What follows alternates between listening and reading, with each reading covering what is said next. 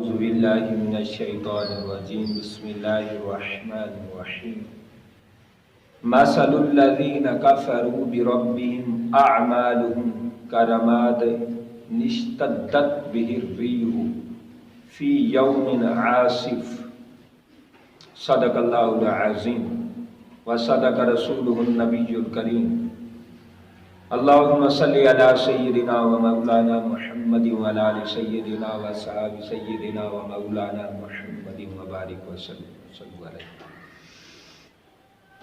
آج کے درس قرآن سورۃ ابراہیم کی 18 نمبر آیت آپ کے سامنے رکھنا چاہتا ہوں۔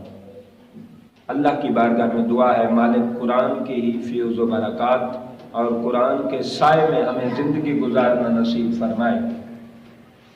اللہ رب العالمین نے کافروں کی مثال دی ہے اور مسلمانوں کا حوصلہ بڑھایا ہے کہ کافر کیا چیز ہیں اور مسلمان۔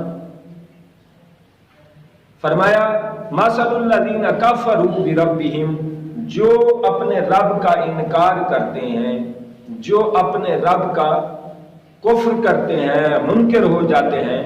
فرمایا اعمالہم کرماد اشتدت، فرمایا ان کے ساری جمع پونجی، ان کے سارے خزانے، ان کی ساری جائیدادیں، ان کی ساری گاڑیاں، کوٹھیاں، بنگلے اور طرح طرح کی ترقیاں، فرمایا اللہ کی بارگاہ میں ایسے ہیں جیسے ایک راکھ ہوتی ہے۔ راکھ جب آگ لگ جائے تو راکھ ہوتی ہے۔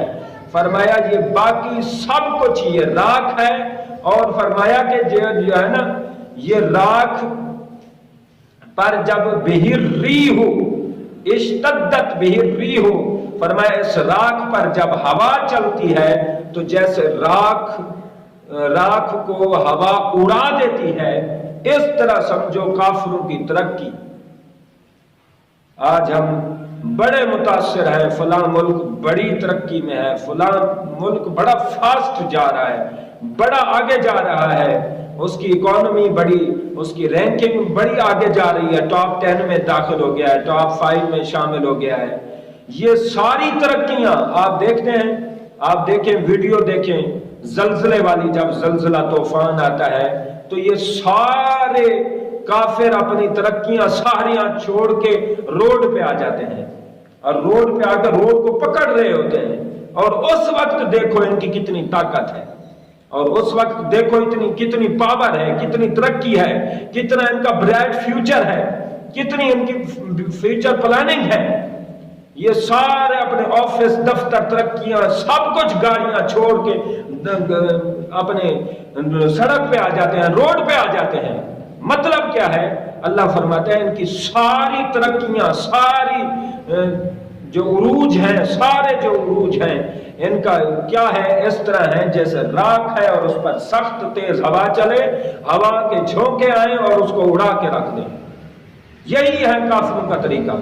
آپ دیکھیں زلزلے جب آتے ہیں تو کافروں کو چونکہ ایک اپنے ترقی، اپنے مال متاع، سارا ساز و سامان چھوڑ کر وہ آتے ہیں، ایک سامان کی فکر ہوتی ہے، دوسرا ان کو آخرت کا ڈر ہوتا ہے۔ اس لیے تو انہوں نے تو صرف دنیا ہی مانگی تھی، اور ان کے لیے تو سب مطمع نظر دنیا ہی ہے، تو لہٰذا وہ دنیا سے چھوڑنا اور آخرت کے سارے عذاب سزائیں ان کو پتہ ہے، تو وہ ڈرتے ہیں، مرتے ہیں۔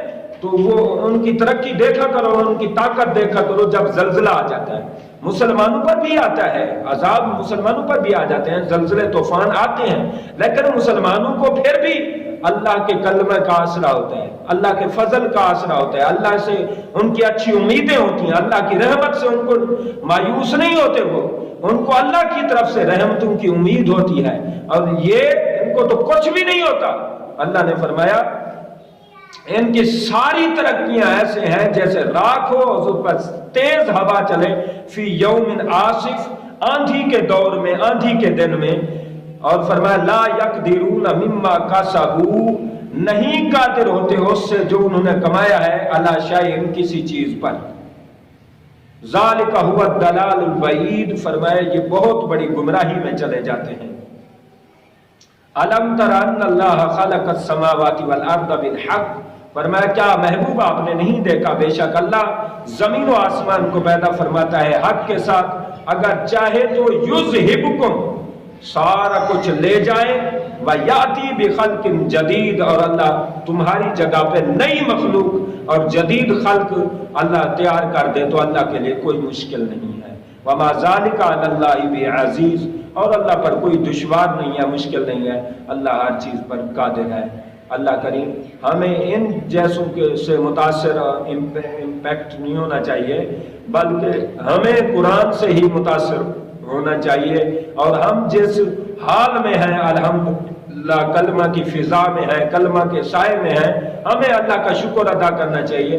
ہم ایسی ترقیوں کو نہیں چاہتے، ہم ہمیشہ چاہتے ہیں قرآن کا فروغ، کلمہ طیبہ کا فروغ چاہتے ہیں، ہم ہمیشہ اللہ سے امید رکھتے ہیں اور اچھی وابستگی رکھتے ہیں، اللہ سے تعلق اور رشتہ رکھتے ہیں۔